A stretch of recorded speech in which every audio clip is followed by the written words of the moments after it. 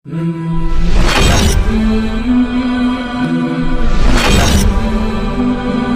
اللہ نے قرآن میں رمضان کے لیے 4 احکام خصوصیت سے بیان کریں. ایک پر اشارہ دیا ہے لیکن حدیث میں اس کی پھر وضاحت ہے. تو وہ 4 کام میں سب سے پہلا کام کیا ہے؟ بولو بھائی، روزہ. اس میں تو آپشن ہے ہی نہیں، وہ تو رکھنا ہی رکھنا ہے. دوسرا کام اللہ نے رمضان میں جس کا خصوصیت سے ذکر کیا ہے وہ ہے تلاوت قرآن. رمضان کا اور قرآن کا آپس کا بہت گہرا جوڑ ہے. شہر رمضان الذی انزل فیہ القرآن، فرمایا یہ وہ مہینہ ہے جس میں قرآن نازل کیا گیا. یہ وہ مہینہ ہے جس میں قرآن نازل کیا گیا. تو اللہ نے رمضان کا انتخاب کیا ہے قرآن کے نزول کے لیے. اسی وجہ سے رسول اللہ صلی اللہ علیہ وسلم نے اس مہینے میں تراویح کو مشروع کیا، تراویح کو، تاکہ اس میں قرآن پڑھا جا سکے.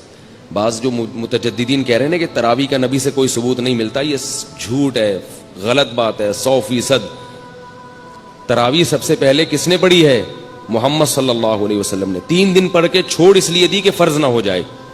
پھر صحابہ نے ابو بکر کے دور میں ہی شروع کر دی تراویح، حضرت عمر کے دور میں نہیں شروع ہوئی ہے، یاد رکھو.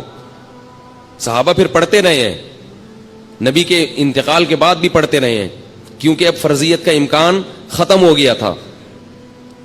حضرت عمر نے صرف اتنا کیا ہے کہ مختلف ٹولیوں میں جو پڑھ رہے تھے ان کو ایک امام پہ جمع کیا ہے، کیونکہ نبی نے جو پڑھائی تھی وہ نبی نے، آپ اکیلے امام تھے اور باقی سب لوگ مقتدی تھے. تو حضرت عمر نے ان کو نبی کے نہج پہ اس تراویح کو حضرت عمر لے کر آئے ہیں. اور اس کو جو نیا کام کہا وہ اس لیے کہ ابو بکر کے دور میں ایک امام پر نہیں تھے، تو اس لحاظ سے وہ نیا ہے، حضرت ابو بکر کے دور کے لحاظ سے. سمجھنے بات کو. تو بعض لوگ کہتے ہیں تراویح کا لفظ قرآن سے دکھاؤ، حدیث سے دکھاؤ.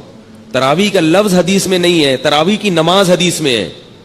تو ہم نماز کو زیادہ فوکس کرتے ہیں، ناموں میں ہمیں الجھنے کی ضرورت نہیں ہے. آپ اگر تراویح کو کوئی اور نام دینا چاہیں تو ہمیں کوئی پریشانی نہیں. آپ اس کو صلاۃ اللیل کہہ لیں، رات کی نماز کہہ لیں، قیام رمضان کہہ لیں تو بھی ٹھیک ہے. تو ناموں سے کیا ہوتا ہے؟ اور یہ تراویح ہم نے نام نہیں دیا، یہ اسلاف نے نام دیا ہے، تابعین نے نام دیا ہے تراویح کو. سمجھنے یہ نام اس نماز کو کس نے دیا ہے؟ اسلاف نے. کیونکہ یہ عام تہجد سے، عام معمول سے ہٹ کے تھی، تو انہوں نے کہا اس کا نام کوئی الگ سے ہونا چاہیے. بعض لوگ کہتے ہیں پورے قرآن میں تراویح کا لفظ کہیں نہیں ملتا، نہ حدیث میں ملتا، لہذا یہ بدعت ہے. بھائی نام تو بہت سی چیزوں کا نہیں ملتا، وہ عمل اگر ملتا ہے تو وہ دیکھو. نماز جو ہم پڑھتے ہیں، اس نماز کا پورے قرآن اور حدیث میں کوئی تذکرہ ملتا ہے؟ بولو نا. نماز کے لفظ کا کوئی قرآن و حدیث میں تذکرہ، بولو نا بھائی، نہیں ملتا. اب کوئی نماز دکھاؤ، نہیں ہے، نہیں تو ہم بھائی نماز نہیں ہے، صلاۃ تو ہے نا.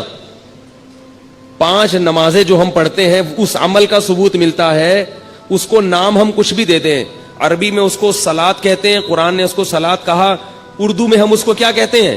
نماز کہتے ہیں. تو نام چینج کرنے سے کچھ نہیں ہوتا. اگر وہ عمل ہمیں مل رہا ہے تو ہم اس کو اپنی آسانی کے لیے کوئی بھی نام دے سکتے ہیں. اب میں کہیں تقریر کر رہا ہوں، 5 نمازیں فرض ہیں. اب کوئی جناب پروفیسر صاحب اٹھ کے کہیں گے نماز تو قرآن میں کہیں ہے ہی نہیں، تو میں کہوں یہ جو فجر ہم نے 2 رکعتیں پڑھی ہیں یہ ہے یا نہیں؟ کہہ رہے یہ 2 رکعتیں تو ہیں مگر نماز نہیں ہے. میں نے کہا پھر کیا ہے؟ وہ کہا یہ تو صلاۃ ہے. تو اچھا بھائی ناموں میں جھگڑا ہے، تم اس کو صلاۃ کہہ دو یار. ہم چونکہ اردو اسپیکنگ ہیں، ہماری زبانوں پہ کیا چڑھا ہوا ہے؟ بولو نا، نماز چڑھا ہوا ہے. تو بھائی نبی صلی اللہ علیہ وسلم سے رمضان میں الگ سے جماعت کے ساتھ 3 دن تراویح پڑھانا ثابت ہے، لیکن اس کو آپ نے تراویح کا نام نہیں دیا. ابو بکر رضی اللہ نے بھی اس کو تراویح کا نام دیا، حضرت عمر نے بھی نام نہیں دیا. لیکن ایک نماز بہرحال اس کا وجود اور ثبوت ہو گیا. اب جب ہو گیا تو پھر اسلاف نے آسانی کے لیے اس کو الگ نام دے دیا، کیونکہ وہ الگ نوعیت کی نماز تھی. تہجد کی نماز جماعت سے نہیں پڑھی جاتی. نفل نماز میں لوگوں کو بلا کے اکٹھا کر کے اتنی بڑی جماعت قائم کرنا بدعت ہے. یاد رکھو، نماز میں جو کام نبی نے انفرادی کیا وہ انفرادی کرنا پڑے گا. اور جو اجتماعی کیا وہ اجتماعی کرنا پڑے گا. اجتماعی کو انفرادی اور انفرادی کو اجتماعی نہیں کر سکتے آپ. فجر کی 2 سنتیں جو نبی نے پڑھی ہیں اجتماعی پڑھی ہیں یا انفرادی پڑھی ہیں؟ بولو نا بھائی, انفرادی. اب اگر آپ کہیں میں 2 سنتیں جماعت سے پڑھوں گا, بدعت بن جائے گا کہ نہیں بن جائے گا؟ تو رمضان میں نبی صلی اللہ علیہ وسلم نے یہ جو نوافل تھے یہ جماعت سے پڑھے ہیں, جبکہ عام دنوں میں تہجد آپ صلی اللہ علیہ وسلم جماعت کا اہتمام نہیں کرتے تھے. اگر جماعت ہوتی بھی تو 1-2 صحابی آگے کھڑے ہو گئے. تبھی فقہا لکھتے ہیں کہ نفل نماز کی جماعت میں 4-5 افراد اگر اکٹھے ہوں گے تو یہ بدعت عمل کہلائے گا, کیونکہ نبی صلی اللہ علیہ وسلم نوافل میں جماعت کا اہتمام نہیں کرتے تھے. 1-2 آدمی ہو ٹھیک ہے, زیادہ نہیں ہو. تو اب جو تراویح میں اتنی بڑی جماعت قائم کی, اگر یہ بالکل الگ منفرد نماز نہ ہوتی تو اس میں پھر جماعت جائز نہ ہوتی, کیونکہ نبی صلی اللہ علیہ وسلم کا جو 8 رکعت معمول تھا پڑھنے کا وہ جماعت سے نہیں تھا, وہ انفرادی تھا. تو اس میں جماعت قائم کرنا کہاں سے جائز ہو گیا؟ عجیب بات ہے کہ بعض لوگ جو ہے نا وہ تراویح کی رکعتیں بخاری سے لیتے ہیں اور نبی سے لیتے ہیں, اور جماعت کہاں سے لے رہے ہیں؟ حضرت عمر سے لے رہے ہیں, اور ان دونوں کو ملا کے ایک مسئلہ بنا رہے ہیں. بھئی جب آپ جماعت حضرت عمر سے لے رہے ہیں تو رکعتیں بھی آپ کو کہاں سے لینی پڑیں گی؟ حضرت عمر سے لینی پڑیں گی. اور حضرت عمر نے یہ کہاں سے لی ہیں؟ نبی صلی اللہ علیہ وسلم سے لی ہیں. تو اب اگر کوئی کہے نا یہ تراویح کا لفظ دکھاؤ تو بولا نماز دکھا دو. کہ نماز نہیں تو صلاۃ تو ہے نا. تو آپ اسے کہیں جیسے صلاۃ کو ہم اردو میں نماز کہتے ہیں, اسی طرح اسلاف نے اس مخصوص نماز کو جو رمضان میں جماعت سے پڑھی جاتی تھی, اسلاف نے اس کو تراویح کہنا شروع کر دیا. اگر آپ کچھ اور کہنا چاہتے ہو تو ہمیں کوئی اعتراض نہیں ہے, لیکن یہ نماز پڑھو آپ بہرحال اور اس کو مانو. اور اسلاف نے اس کو تراویح کہا کیوں یہ بھی سن لیں, کچھ اور کہہ دیتے. یہ بھی بڑی ٹیکنیکل بات ہے, نوٹ کر لیں, نوٹ, یہ بڑی خاندانی باتیں ہیں, خاندانی.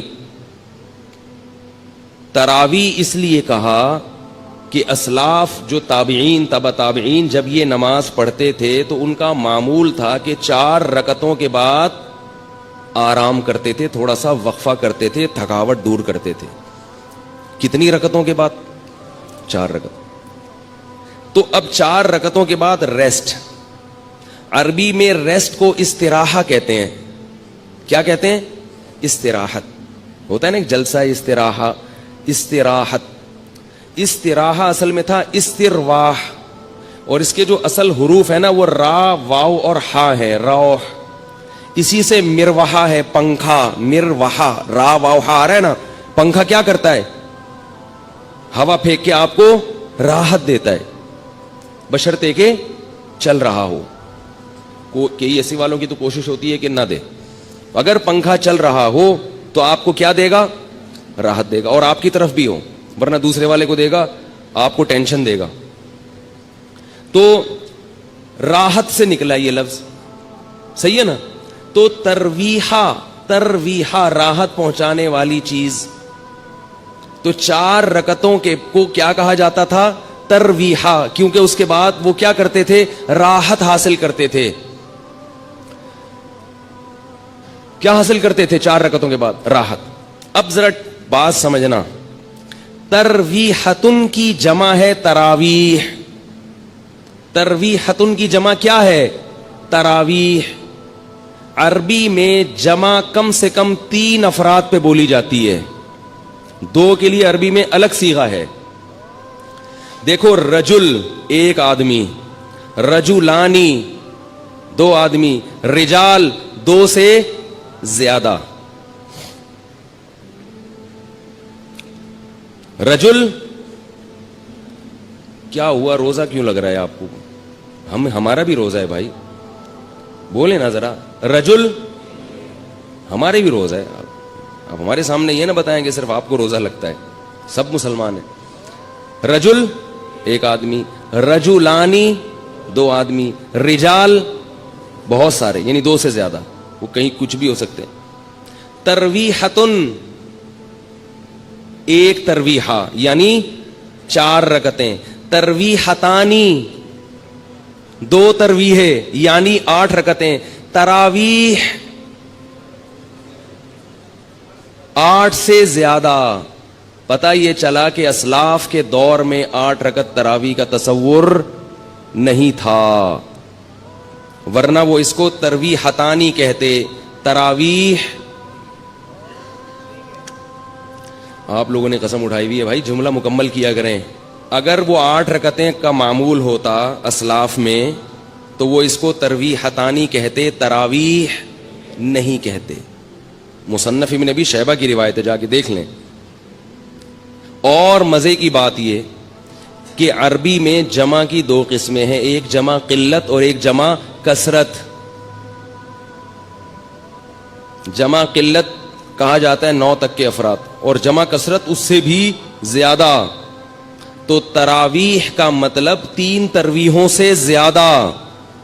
12 رکعتوں کو بھی نہیں کہہ سکتے آپ, الا یہ کہ اس میں تساموں سے کام لیں, ورنہ اصل کیا ہے کہ تراویح کا مطلب بہت سارے تراویح, بہت سارے تراویح. تو اس لیے کم سے کم تراویح کی مقدار, یعنی اس لفظ جو ہے نا, یہ کم سے کم جن افراد پہ صادق آ رہا ہے وہ 12 رکعتیں کم سے کم, اور یہ لفظ بتا رہا ہے کہ وہ 12 سے بھی زیادہ ہے. تو یہ لفظ خود انکار کر رہا ہے کہ تراویح 8 رکعتیں نہیں ہو سکتی. یہ اسلاف, ورنہ اس کو یہ نام نہ دیتے. رہی وہ حدیث موطا امام مالک کی کہ جس میں آتا ہے کہ حضرت عمر نے 8 رکعتیں اور 3 وتر پڑھائے ہیں, وہ حدیث ضعیف ہے. اب میں اس کی سند میں جاؤں گا تو ٹائم لگے گا. گل ویلے دی تے پھل موسم دا والی بات کر لوں آپ کے سامنے, بھائی بات شارٹ مختصر ہو اور سمجھ میں آ جائے. اس حدیث وہ موطا امام مالک کس کی کتاب ہے؟ پورا نام بتا رہا ہوں, موطا امام مالک. یہ کس کی کتاب ہے؟ یہ تو ایسے پھر بھی نہیں بتا رہے یار آپ لوگ. یہ تو ایسے ہی ہو گیا جیسے ایک وہ تھا, ایک وہ بیٹھا ہوا تھا, وہ پہلے زمانے میں سیٹ چیلے, وہ تو نہیں گرو ہوتا تھا نا, اس کا ایک چیلا ہوتا تھا, ہے چیلا. تو جو چیلا تھا نا وہ بڑا مالدار تھا, اور گرو کیا تھا؟ غریب بیچارہ, ظاہر ہے اس کا نوکر تھا. ہمارے حضرت اس پہ یہ واقعہ اس پہ سنایا کرتے تھے کہ ہر مالدار آدمی میں عقل نہیں ہوتی. بعض دفعہ بیوقوفوں کو اللہ دولت زیادہ دے دیتا ہے, بلکہ زیادہ تر ایسا ہی ہو جاتا ہے, ٹھیک ہے نا, اللہ اپنی قدرت دکھاتا ہے. تو اور اگر اللہ یہ اصول بناتے کہ جس کے پاس پیسہ ہو تو اس کے پاس, جس کے پاس عقل زیادہ ہو پیسہ بھی ہوگا, تو بیوقوف تو بھوکے مر جاتے بیچارے. تو کیا ہے کہ عجیب حساب ہے کہ بعض دفعہ عقل بالکل نہیں ہوتی, پیسہ بہت ہوتا ہے. تو اس پہ حضرت یہ واقعہ سناتے تھے کہ وہ ایک چیلا تھا, بڑا مالدار تھا, اس کا ایک نوکر تھا. تو چیلے نے اپنے نوکر سے کہا, گرو سے کہا کہ مجھ سے وہ حضرت پنجابی میں سناتے تھے, بڑا مزہ آتا تھا, مجھے وہ پوری پنجابی اس طرح آتی نہیں ہے, تو میں کچھ اردو کچھ پنجابی کا تڑکا لگانے کی تھوڑی سی کوشش کروں گا, کیونکہ اس لطیفے کا پنجابی میں ہی مزہ ہے. جو لطیفہ جس زبان میں بنا ہو وہ اسی میں سننے میں مزہ آتا ہے, وہ کسی اور زبان میں جب ترجمہ ہوگا تو اس بیچارے کی لطیفے کی ایسی کی تیسی ہو جاتی. تو حضرت اس پہ سنایا کرتے تھے کہ وہ گرو نے اس سے پوچھا, بلکہ وہ سرائکی میں ہے, کہ اپنے نوکر سے کہا کہ مجھ سے کوئی پہیلی پوچھو, لیکن یہ بتا دوں اگر مجھے اس کا جواب نہ آیا نا تو تیری ٹھکائی لگاؤں گا میں. یعنی اپنے نوکر سے خود ہی اپنی ذہانت کا امتحان بھی لے رہا ہے, اور پھر یہ بھی ڈر ہے کہیں فیل ہو کے میں بیوقوف ہونا میرا ثابت نہ ہو جائے. تو کہہ رہے کہ اگر مجھے اس کا جواب نہیں آیا نا, مجھ سے حل نہیں ہوئی, تو میں تجھے چھوڑوں گا نہیں. اب وہ بیچارہ پریشان, یہیں سے بیوقوفی شروع ہو گئی نا. اب وہ کہہ رہا ہے کہ یار سوچ کے کوئی ایسی پہیلی لے کر آؤ, بہت ہی آسان ہو, بہت آسان ہو, جس کا جواب آ جائے. تو اب اس نے پہلی پوچھی کہ حضور بتاؤ کہ ایک جانور ہے تے پونچھ گھمیندی ہے. گھمیندی پنجابی کا لفظ ہے, سرائکی کا لفظ ہے, سرائکی ہے نا, تو سرائکی میں یہ لطیفہ. پونچھ گھمیندی ہے, چولہے کے گرد گھومتی ہے. یعنی ایک جانور ہے جو اکثر چولہے کے گرد گھومتا ہے اور دم ہلاتی ہے رہتی ہے, صحیح ہے نا. اور مزید آسان کرنے کے لیے بولے میاؤں میاؤں کرندی ہے. ٹھیک ہے, اب تو بات ہی حل ہو گئی نا. ایک جانور ہے جو گھر میں رہتا ہے, دم ہلاتا ہے اور اکثر چولہے کے گرد گھومتا ہے اور میاؤں میاؤں کرتا ہے. بوجھو کی ہے, بتاؤ بھائی کون سا جانور ہے. اب وہ سوچ میں پڑ گیا. اب وہ کیا ہو رہا ہے, سوچ. کافی دیر سوچنے کے بعد بولتا ہے ککیڑ, مرغا. اب یہ نوکر نے بولا میری تو آئی شامت, اگر میں بولوں غلط ہے. بڑا ہوشیار تھا. اس نوکر نے بولا حضور لگتا ہے کسی نے دسیا ہے. یہ اتنا مشکل پہیلی کا جو آپ جواب لے کر آئے ہو, یہ لگتا ہے کسی نے آپ کے کان میں چپکے سے بتایا ہے. بڑے فخر سے کہتا ہے اوئے عقل جی دوڑ ہے, عقل جی. یہ کیا ہے؟ عقل جی دوڑ ہے, عقل کی دوڑ ہے بھائی, کوئی بتا نہیں رہا ہم کو. تو میں آپ سے پوچھ رہا ہوں موطا امام مالک کس کی کتاب ہے؟ آپ کہنے پتہ ہی نہیں. تو نام تو لے رہا ہوں امام مالک کی.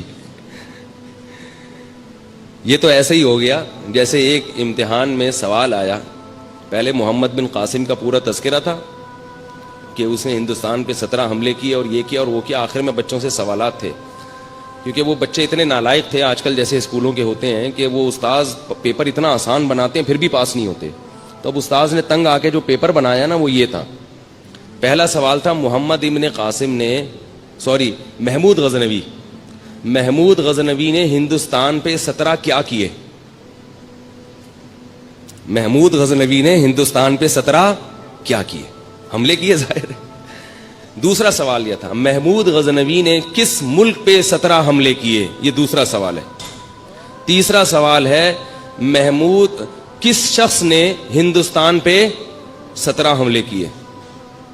یہ 3 سوال ہیں اور ان 3 میں ایک کرنا ہے, 2 اختیاری ہیں.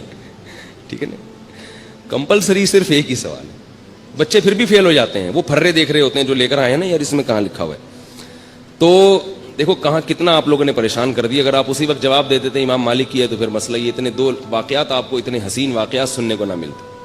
تو موطا امام مالک میں یہ حدیث ہے کہ حضرت عمر نے 8 رکعتیں اور 3 وتر پڑھائے تھے. تو موطا امام مالک کس کی کتاب ہے؟ امام مالک کی. امام مالک نے خود اس حدیث کو نہیں لیا ہے, یہ ضعیف ہے.